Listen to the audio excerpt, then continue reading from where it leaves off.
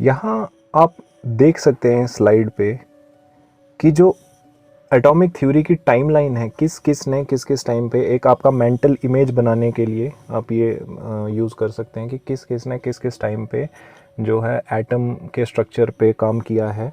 तो आप देख सकते हैं 400 BC में जो है डेमोक्रेटस और एरिस्टोटल जैसे कुछ फ़िलासफ़र थे। एरिस्टोटल भी एक ग्रीक फ़िलासफ़र थे। फिर उसके बाद हम नेक्स्ट चले जाते हैं 743 में इस पे काम हुआ है, 1800s में काम हुआ है, 1900s में काम हुआ है सर जे थॉमसन के द्वारा। फिर 1993 में रदरफोर्ड आए, 1907 मिलिकन जिनकी हम बात कर रहे थे, जिन्होंने इलेक्ट्रॉन का चार्ज और मास जो है फाइंड आउट किया था, और नील बोहर। तो ये सब जो लोग हैं इन्होंने स्ट्रक्चर ऑफ एटम पे काम किया है और इन्हें याद रखना ज़रूरी है क्योंकि इन्होंने ब्रेक थ्रू लाया था स्ट्रक्चर ऑफ एटम। और इनफैक्ट चीज़ें किस चीज़ की बनी हैं उन चीज़ों की स्टडी करने के लिए या स्ट्रक्चर ऑफ एटम की स्टडी करने के लिए इन्होंने एक बहुत बड़ा ब्रेक थ्रू लाया था, जो बीच में एक बहुत बड़ा गैप आ गया था उसके बाद। Discovery of electrons by J Thomson. इन्होंने एक एक्सपेरिमेंट किया, कैथोड रे ट्यूब एक्सपेरिमेंट कहा जाता है इसे। ये जो एक्सपेरिमेंट था ये एक पहले के साइंटिस्ट जो थे उनकी काम पे आधारित था, जिनका नाम था माइकल फैराडे। माइकल फैराडे ने एक्सपेरिमेंट किया इलेक्ट्रोमैग्नेटिज्म और इलेक्ट्रिसिटी के बीच में क्या या इंडक्शन के बीच में क्या एक सिमिलैरिटी है या क्या डिफरेंसेस हैं या जो भी है, उन्होंने इस चीज़ पे काम किया और उन्होंने एक एक्सपेरिमेंट किया। उसी पे बेस्ड एक दूसरा एक्सपेरिमेंट था जो सर जे थॉमसन ने किया। और सर जे थॉमसन ने ये एक्सपेरिमेंट किया ये फाइंड आउट करने के लिए कि जो इलेक्ट्रॉन्स हैं या जो इलेक्ट्रॉन्स तो इनफैक्ट उस टाइम इन्हें नाम नहीं दिया गया था, ये उन्होंने फाइंड आउट करने की कोशिश की कि जो लाइटनिंग होती है आसमान में वो क्या चीज़ है। जिस बेंजामिन फ्रैंकलिन के बारे में हमने सुना होगा, जिन्होंने एक काइट एक्सपेरिमेंट किया था। तो उसके बाद इन्होंने पता करने की कोशिश की कि क्या उस लाइटनिंग इफ़ेक्ट को हम एक्सपेरिमेंटली अपनी लैब में क्रिएट कर सकते हैं। तो इन्होंने माइकल फैराडे जो थे उनके एक्सपेरिमेंट की एग्जाम्पल लेके कुछ सेटअप बनाया जिसकी हम बात करेंगे। तो सबसे पहले इन्होंने जो देखा कि हमारा एटमॉस्फेयर है, इसमें हायर जब हम जाते हैं तो वहाँ प्रेशर कम हो जाता है, क्योंकि लाइटनिंग हमेशा आसमान में होती है, हम जानते हैं, और आसमान में जो एयर प्रेशर है वो कम होता है। तो इन्होंने क्या किया, जो एयर प्रेशर था वो कम कर दिया, और इनफैक्ट जो एयर प्रेशर था इन्होंने एयर प्रेशर जो है वो माइनस में ला दिया, 10⁻⁻² एटमॉस्फेयर कर दिया, यानी 2 गुना कम कर दिया एटमॉस्फेयर, जितना हमारा धरती पे एटमॉस्फेयर होता है उससे कम। और ये एटमॉस्फेयर जो प्रेशर है ये कहाँ कम किया इन्होंने, ये एक इन्होंने आप देख सकते हैं सामने एक ट्यूब ली, जो ग्लास ट्यूब थी वो ली, इसे ही जो है वैक्यूम ट्यूब कहा जाता है या डिस्चार्ज ट्यूब भी इसे कहा जाता है। अब डिस्चार्ज ट्यूब में इन्होंने क्या क्या किया, पहले तो इन्होंने लो प्रेशर क्रिएट किया 10⁻⁻² एटमॉस्फेयर का। उसके बाद इन्होंने इनर्ट गैस ली। इनर्ट गैस का मतलब होता है ऐसी गैस जो किसी दूसरी गैस से रिएक्ट नहीं करती, यानी हम नोबेल गैस की बात कर सकते हैं, ठीक है। एग्जाम्पल जो है उनकी हीलियम, नियॉन, आर्गन, इस तरह की जो इनमें से कोई भी इन्होंने एक गैस ले ली, इनर्ट गैस, और उस वैक्यूम ट्यूब में वो भर दी। पहले इन्होंने वैक्यूम ट्यूब को बिल्कुल खाली किया, डिस्चार्ज ट्यूब को इन्होंने बिल्कुल खाली किया। वैक्यूम पंप आप देख सकते हैं डायग्राम में, वैक्यूम पंप की मदद से इन्होंने पूरी जो ये डिस्चार्ज ट्यूब है इसे खाली किया। उसके बाद इन्होंने इसमें कुछ पार्टिकल्स इंट्रोड्यूस किए, आर्गन, नियॉन या जो भी इनकी प्रेफर्ड गैस थी उसके, लेकिन एक टाइम पे सिर्फ एक, मान लीजिए इन्होंने नियॉन गैस जो है वो उसके कुछ पार्टिकल इस ट्यूब में एंटर किए।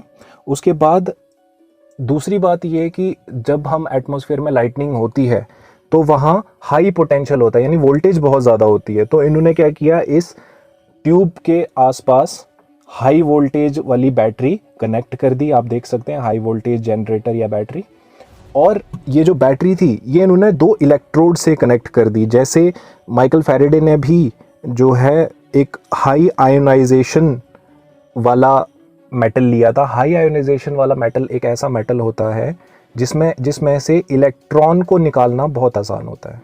आप सिंपली याद रखें, हाई आयोनाइजेशन पोटेंशियल वाला मेटल एक ऐसा मेटल होता है जिसमें अगर थोड़ी सी भी उसे एनर्जी दी जाए या थोड़ी सी भी इलेक्ट्रिसिटी जिसमें से पास की जाए तो वो उस इलेक्ट्रिसिटी को बहुत अच्छे से कंडक्ट करता है, इनफैक्ट अपने इलेक्ट्रॉन्स भी उस इलेक्ट्रिसिटी में ऐड कर देता है। तो इन्होंने उसी तरह का एक मेटल लिया, इन्होंने एल्युमिनियम मेटल लिया था, और इन दो जो इलेक्ट्रोड्स हैं, पॉजिटिवली चार्ज्ड एनोड और नेगेटिवली चार्ज कैथोड, इन दो के बीच का इन्होंने जो डिस्टेंस रखा वो इन्होंने कुछ 10 से 20 सेंटीमीटर का रखा।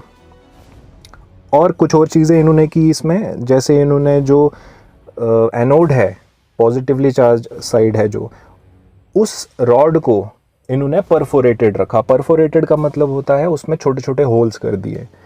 और इसी एनोड के पीछे आप देख सकते हैं ग्रीन ग्लो जहाँ पे लिखा हुआ है, वहीं पे इन्होंने एक कोटिंग कर दी ZnS की, यानी जिंक सल्फाइड की। वो इसलिए ताकि अगर वहाँ कोई इलेक्ट्रॉन स्ट्राइक हो तो उन्हें पता लग सके। कैथोड रेज़ को सबसे पहले फाइंड आउट करने वाले या डिस्कवर करने वाले जो साइंटिस्ट थे उनका नाम था विलियम क्रुक्स। और इन्होंने जो कैथोड रेज़ हैं इन्हें डिस्कवर किया तब जब वो एक एक्सपेरिमेंट कंडक्ट कर रहे थे जिसमें वो स्टडी कर रहे थे इलेक्ट्रिकल डिस्चार्ज की क्या प्रॉपर्टीज़ होती हैं गैसेस में, यानी इलेक्ट्रिकल डिस्चार्ज जो है वो गैसेस कैसे करती हैं, वो जो है वो स्टडी कर रहे थे इन एन एक्सपेरिमेंट। तो वहाँ पे इन्हें कैथोड रेज सबसे पहले फाइंड आउट की उन्होंने। अब जो जे थॉमसन थे, इन्होंने जो कैथोड रेज हैं वो पहले तो प्रोड्यूस की, उसके बाद इन्होंने क्या किया, उनका पार्टिकल नेचर या उनका चार्ज क्या है वो भी इन्होंने फाइंड आउट किया। और वो इन्होंने कैसे फाइंड आउट किया, वो इन्होंने एक सेटअप से फाइंड आउट किया जिसमें एक डिस्चार्ज ट्यूब थी जिसे कैथोड रे ट्यूब भी कहते हैं, और ये ग्लास की बनी हुई एक ट्यूब होती है जिसके अंदर इन्होंने वैक्यूम क्रिएट किया। इस ट्यूब को इन्होंने कैथोड और एनोड से कनेक्ट कर रखा था, यानी नेगेटिवली चार्ज और पॉजिटिवली चार्ज कैथोड से, इलेक्ट्रोड से, और इसमें एक पावर सोर्स लगाया गया था और कुछ वैक्यूम पंप्स थे जो इसे जो ट्यूब है इसे वेकेंट करने के लिए। और ये सारा सेटअप एक स्टैंड पे था। तो ये एक बेसिक सेटअप था जो उन्होंने क्रिएट किया था। और इन्होंने जो एनोड था उसे परफोरेटेड रखा था ताकि उसके पीछे जो है अगर कुछ पार्टिकल्स मूव कर पाएँ तो वो उन्हें जो है नोटिस कर पाएँ। अब हाई पोटेंशियल डिफरेंस रखा गया इसके बीच में 10 से 20 kV का, और प्रेशर जो है वो बहुत कम किया गया, यानी 10⁻⁻² एटमॉस्फेरिक प्रेशर या 0.0001 mm ऑफ मर्क्यूरी। और जब इन्होंने ये एक्सपेरिमेंट कंडक्ट किया, जब इन्होंने इलेक्ट्रिसिटी पास की दोनों इलेक्ट्रोड्स के बीच में, तो इन्होंने क्या देखा कि कुछ स्पार्किंग और आवाज़ होने लगी जैसे स्काई में लाइटनिंग होती है उसकी तरह। तो ये इनकी ऑब्जर्वेशन थी। अब इन्होंने प्रॉपर्टीज़ दी कुछ कैथोड रे की, और उनमें सबसे पहली प्रॉपर्टी ये थी कि जो कैथोड रे है ये स्ट्रेट लाइन में ट्रैवल करती है। इन्होंने एक ऑब्जेक्ट प्लेस किया उसके पाथ में और जिसकी वजह से एक शेडो कास्ट होने लगा उसका। तो इससे उन्हें पता लगा कि स्ट्रेट लाइन में ट्रैवल करती हुई रेज को जब हिंडर किया गया तो वो शेडो कास्ट करने लगी, तो इसका मतलब है कि वो स्ट्रेट लाइन में पास कर रही थी। तो cathode ray travel in a straight line. जो दूसरा उनका ऑब्जर्वेशन था वो ये था कि cathode ray consist of negatively charge particle. वो उन्हें ऐसे पता लगा कि जब उन्होंने दो पॉजिटिवली और नेगेटिवली चार्ज्ड पोल्स बनाए वैक्यूम ट्यूब के आसपास, तो जो रेज थी वो पॉजिटिव पोल की तरफ जाने लगी, और जिससे हमें ये पता लगा कि जो भी चीज़ कॉन्स्टिट्यूट कर रही है इस रे को वो नेगेटिवली चार्ज है। Cathode rays are deflected by the magnetic field. इन्होंने ये देखा कि जब मैग्नेटिक फील्ड इन्होंने क्रिएट की तो पॉजिटिव या नेगेटिव जो भी एंड था उसका मैग्नेटिक फील्ड का, उसकी वजह से कैथोड रेज जो है वो डिफ्लेक्ट होने लगी, या तो उसके पास या तो उससे दूर। Cathode rays produce X ray. जब भी हैवी मेटल लाइक टंगस्टन पे ये फॉल करेंगी कैथोड रेज तो ये एक्स रे प्रोड्यूस करेंगी। ये भी इन्होंने फाइंड आउट किया अपने एक्सपेरिमेंट में। तो ये उनकी एक और फाइंडिंग थी, कैथोड रे जो है वो प्रोड्यूस करती हैं एक्स रेज को। Cathode ray travel with a high speed almost equal to the speed of light and hence possess kinetic energy. मतलब इनमें काइनेटिक एनर्जी भी होती है और ये स्पीड ऑफ लाइट पे मूव करती हैं। जो सी आपने नाम सुना होगा, स्पीड ऑफ लाइट जिसे डिनोट की जाती है कैपिटल सी से। तो इन्होंने देखा कि जब इन्होंने एक ऑब्जेक्ट प्लेस किया, बहुत हल्का ऑब्जेक्ट जो है प्लेस किया इन्होंने कैथोड रेज की पाथ में, तो वो मूव होने लगा। तो उससे इन्हें पता लगा कि इसमें मास और काइनेटिक एनर्जी दोनों होती है। तो ये इनका एक एक्सपेरिमेंट था जिनमें इन्होंने बहुत सारी चीज़ें जो है वो फाइंड आउट की, और जो कैथोड रेज का पार्टिकल नेचर है या उनका जो नेचर है एज चार्ज पार्टिकल्स, वो क्या है वो उन्होंने फाइंड आउट किया। और इन्होंने कुछ और ऑब्जर्वेशंस भी की थी, जैसे कैथोड रेज जो हैं वो गैस को आयोनाइज कर देती हैं। मतलब वो जो भी गैस उस कैथोड रे ट्यूब के अंदर थी उसे आयोनाइज कर देती है। उनके भी इलेक्ट्रॉन्स को वो उनके मॉलिक्यूल से या उनके एटम से बाहर निकाल देती हैं। उसके बाद जो फ्लोरोसेंस जो है वो होता है इसमें, यानी अगर हम कैथोड रेज को जिंक सल्फाइड पे अगर हम हिट करवाएं तो क्या होगा कि फ्लोरोसेंस यानी चमक निकलेगी, ग्रीन कलर की जो लाइट है वो ऑब्जर्व कर सकता है जो एक्सपेरिमेंट कंडक्ट कर रहा हो। सो ये कुछ इनके पोस्टुलेट्स थे जो इन्होंने इससे फाइंड आउट किए। तो अब हमें पता लग गया है कि इलेक्ट्रॉन जो है वो फाइनली इतने हज़ार सालों के बाद हमारे सामने था। हमने एक्सपेरिमेंट कंडक्ट करके उसे ढूंढ लिया था। अब इलेक्ट्रॉन्स की जो एग्जैक्ट चार्ज है वो फाइंड आउट करना बाकी रह गया है। वो कौन करेंगे? वो मुलिकन करेंगे, और उनका मास जो है वो भी वही फाइंड आउट करेंगे जो उनका बहुत फेमस ऑयल ड्रॉप एक्सपेरिमेंट था। उन्होंने ऑयल की मदद से इलेक्ट्रॉन्स का मास और चार्ज जो है वो फाइंड आउट किया था, वो है। उसके बाद प्रोटॉन कैसे फाइंड आउट हुए उसकी बात करेंगे, न्यूट्रॉन्स कैसे फाइंड आउट हुए उसकी बात करेंगे। Now after the discovery of electrons, the scientific community studied further about the electrons and their behavior, but they were not able to understand how the atom balances the charge. अगर हम इसको simple भाषा में समझें तो इसका मतलब ये हुआ कि अगर एक एटम है और वो अब हमें ये पता है कि एटम जो है उसके अंदर कुछ नेगेटिव पार्टिकल्स हैं, तो अगर उसमें नेगेटिव पार्टिकल्स हैं तो वो नेगेटिवली चार्ज क्यों नहीं है? क्योंकि हर चीज़ एटम से बनी हुई है और एटम्स के अंदर जो है वो इलेक्ट्रॉन्स हैं जो नेगेटिव पार्टिकल्स हैं। तो हर चीज़ में एक नेगेटिव चार्ज क्यों नहीं है? चीज़ें नेगेटिवली चार्ज क्यों नहीं है? हमें तो पता है कि चीज़ें जो हैं वो न्यूट्रल होती हैं, और तब भी जो साइंटिस्ट थे उन्हें पता था कि चीज़ें जो हैं वो कोई चार्ज शो नहीं करती, वो कोई पोलैरिटी शो नहीं करती, वो न्यूट्रल होती है। तो ऐसा कैसे हो सकता है कि कुछ चीज़ें नेगेटिव चीज़ की बनी हैं लेकिन नेगेटिव चार्ज शो नहीं कर रही? तो ये जो थ्योरी थी या ये जो कॉन्स्पिरेसी थ्योरी थी, ये इसकी वजह से फर्दर काम हुआ एटम्स पे, और जो है एक्सपेरिमेंट कंडक्ट किए गए। और फाइनली ई गोल्डस्टीन नाम के एक फिजिसिस्ट थे, उन्होंने जो है शो किया प्रेजेंस ऑफ प्रोटॉन। तो डिस्कवरी ऑफ प्रोटॉन्स की बात करेंगे। हम डिस्कवरी ऑफ प्रोटॉन्स पे कैसे आए, या डिस्कवरी ऑफ प्रोटॉन जो है किन चीज़ों की वजह से डिस्कवरी ऑफ प्रोटॉन की तरफ हम गए, तो वो उनकी हमने बात कर ली कि जो चार्जेस थे वो बैलेंस नहीं हो पा रहे थे थ्योरेटिकली, लेकिन जो नेचर में जो जितने भी चार्जेस थे या जितने भी मैटर थे वो जो है न्यूट्रल थे। तो इन कॉन्ट्रडिक्शंस की वजह से साइंटिस्ट ने आगे फर्दर काम किया और ई गोल्डस्टीन ने प्रेजेंस ऑफ प्रोटॉन जो है वो शो कर दी एक एक्सपेरिमेंट से। और उनका जो एक्सपेरिमेंट था डिस्कवरी ऑफ प्रोटॉन के लिए वो उन्होंने 1886 में एक्चुअली कंडक्ट किया था। और अगर हम इस एक्सपेरिमेंट की बात करें तो उन्होंने क्या किया, उन्होंने सेम जो जे थॉमसन का एक्सपेरिमेंट था, और जे थॉमसन का जो एक्सपेरिमेंट था वो हमने पहले भी बात की थी, माइकल फैराडे के एक्सपेरिमेंट पे बेस्ड था। तो इन सब ने एक के बाद एक सेम एक्सपेरिमेंट किया डिस्चार्ज ट्यूब पे, और जो प्रेजेंस ऑफ इलेक्ट्रॉन है वो भी डिस्चार्ज ट्यूब में ही जो है प्रूव हुई थी, और जो प्रोटॉन है इसका जो प्रूव होने वाला था आगे, ये भी जो डिस्चार्ज ट्यूब है इसी में प्रूव हुआ।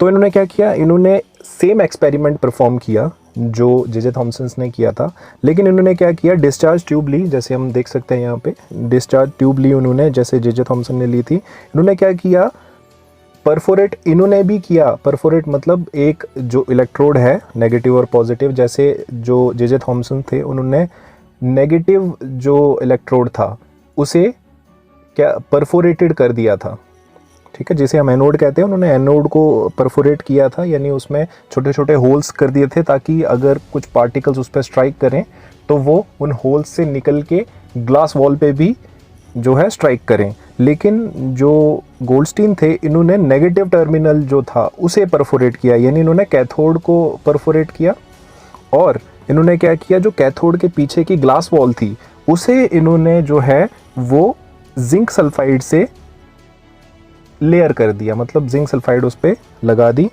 ये जो है ये उन्होंने कहाँ किया, कैथोड के पीछे। अब एक्सपेरिमेंट परफॉर्म करने की जैसे बात आती है तो इनका सारा सेटअप वैसा ही था। इन्होंने एक हाई वोल्टेज जो है वो सोर्स लिया, हाई वोल्टेज सोर्स, ताकि बहुत हाई वोल्टेज पे करंट जो है इन दोनों टर्मिनल्स को दी जाए, और जिससे क्या हो, अंदर की जो एयर है वो आयोनाइज हो जाए। तो इन्होंने वो लिया, और जो इनके कैथोड थे वो भी, कैथोड और एनोड इनफैक्ट दोनों जो इलेक्ट्रोड थे इनके, वो भी एक हाईली आयोनाइजेबल मेटल के बने हुए थे, जैसे जे थॉमसन के एक्सपेरिमेंट में था। तो इन्होंने क्या किया, इन्होंने प्रेशर लोअर किया बिल्कुल उसी तरह से, और प्रेशर लोअर करने से पहले इन्होंने जो वैक्यूम ट्यूब थी इसे पूरा वैक्यूम किया, वैक्यूम पंप की मदद से, जो हम इस डायग्राम में देख सकते हैं। और उसके बाद जो है वैक्यूम क्रिएट करने के बाद इन्होंने एक एयर पार्टिकल या गैस पार्टिकल इन्होंने जो है वो इंट्रोड्यूस किए। वो कौन सी गैस थी, हमने कल भी बात की थी, ये किसी भी तरह की जो है, जो ऐसी एयर होनी चाहिए जो मॉलिक्यूलर फॉर्म में ना हो, सिर्फ एटॉमिक फॉर्म में हो, जैसे हमने कल बात की थी आर्गॉन, क्रिप्टॉन वगैरह, किसी उस तरह की इन्होंने हैलोजन गैस जो है वो यूज़ की यहाँ पे। उसके भी कुछ पार्टिकल्स, ऐसा नहीं है कि बहुत सारी एयर उन्होंने जो है वो डाल दी हो, सिर्फ कुछ पार्टिकल्स, ताकि जो है वैक्यूम भी क्रिएट रहे और एक कंडक्ट करने के लिए कुछ मॉलिक्यूल्स भी अंदर रहें, ताकि जो है एक्सपेरिमेंट ठीक से परफॉर्म हो पाए। तो उन्होंने क्या किया, अब इन्होंने प्रेशर लोअर किया और पोटेंशियल, हाई पोटेंशियल पे जो है इन्होंने करंट जो है वो पास कराई दोनों जो पॉजिटिव और नेगेटिव इलेक्ट्रोड थे उन पे।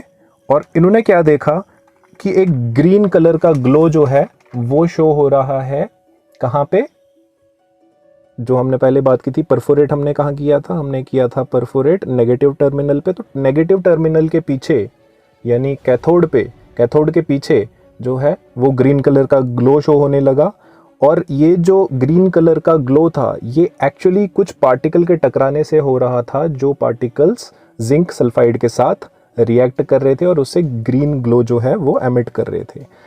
अब ये जो रेज हैं, इन रेज को जब इन्होंने स्टडी किया तो इन्होंने पाया जो ये रेज हैं ये मूव कर रही हैं कहाँ से कहाँ, नेगेटिव टर्मिनल से पॉजिटिव टर्मिनल की तरफ।